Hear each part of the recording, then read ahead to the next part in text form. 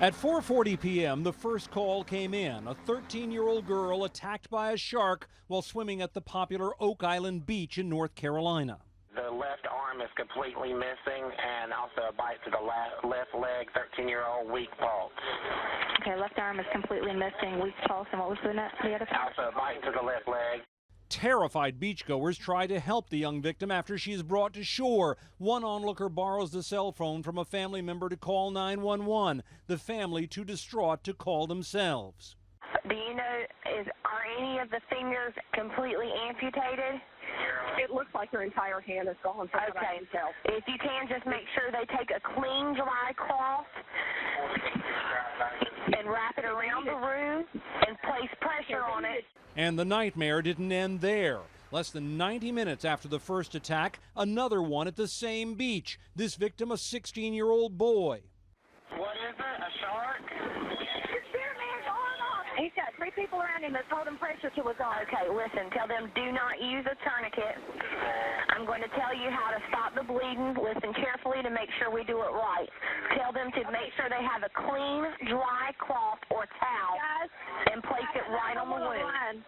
Okay, if you can, just tell them to let him rest in the most comfortable position and keep reassuring him that help is on the way to him, okay?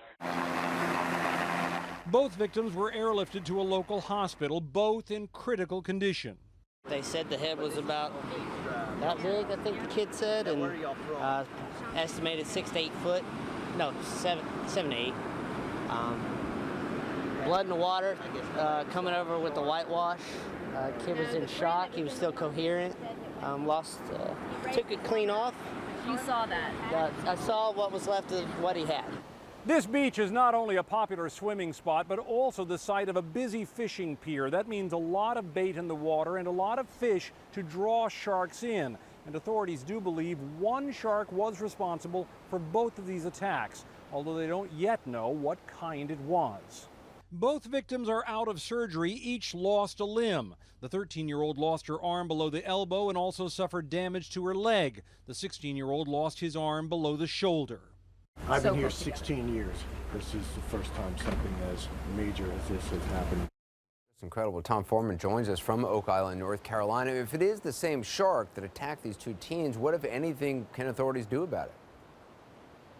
Really, they admit, Anderson, they don't know, and probably not much. I mean, this is really one of the prime times in which a shark might attack, right around twilight like this. But there's a lot of water out here, and actually after these attacks, authorities say from helicopters, they spotted 2 sharks about the size of the sharks believed to be involved in the general vicinity of the attacks. But they don't know if those were the sharks, and even if they were, as I said at the beginning, they're not sure what they could do about them other than try to warn people further away from the water. Right now, what they're mainly doing is watching to see if there are any more warning signs. Anderson?